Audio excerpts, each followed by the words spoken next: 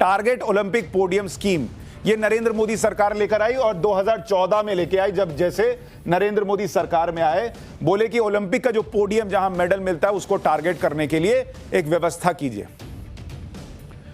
और सारी संसाधन और सुविधाएं विदेशों में ट्रेनिंग के लिए भेजा गया। इन खिलाड़ियों को विदेशी कोच लाए गए। अभी आपने देखा ना, जो मैं आपको बता रहा था, सबके विदेशी कोच थे।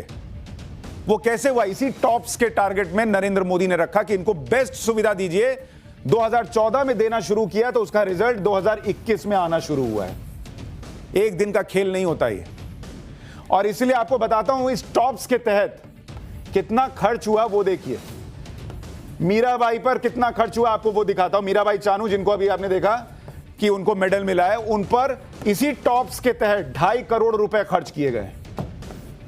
खिलाड़ी पर 2.5 करोड़ रुपए खर्च हो रहे हैं। आज इनाम देने वाले तो बहुत हैं, लेकिन उस वक्त ये 2.5 करोड़ खर्च हो रहे थे जब इन खिलाड़ियों को कोई जानता नहीं था। और ये मीराबाई चानू, इनको लगा था कि अब ये कर नहीं पाएंगी, आगे बढ़ नहीं पाएंगी।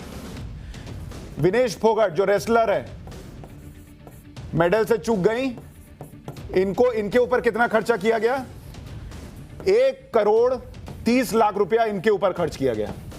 कोई छोटी मोटी रकम है? खिलाड़ियों को, इन खिलाड़ियों पे खर्च करने के लिए कोई तैयार नहीं होता था। रवि दहिया, जिनको मेडल मिला, इसी स्कीम के तहत उन पर भी सारा खर्चा किया गया। उनको कोच मिले, ट्रेनिंग मिले, ये सब किया गया। सिल्वर मेडल लेकर आए वो, उन पर भी इसी के तहत खर्च किया गया। और जो नीरज चोपड़ा गोल्ड मेडल जीतने वाले हैं, नीरज, उनके ऊपर कितना खर्च हुआ आपको पता है? आप सुनेंगे तब आपको पता चलेगा कि गोल्ड ऐसे ही नहीं आता। 7 करोड़ रुपए नरेंद्र मोदी सरकार ने खर्च किए हैं नीरज चोपड़ा के ऊपर। 7 करोड़ कैसे खर्च हुए नीरज चोपड़ा पर, वो आगे आपको बताऊंगा। इसके अलावा आप देखिए 32 खिलाड़ी और, जिनके ऊपर इस तरीके से टॉप्स के तहत पैसा खर्च किया गया कि इनको स्टार बनाओ। और इन 32 खिलाड़ियों पर 44 करोड़ रुपए अलग से खर्च किए गए।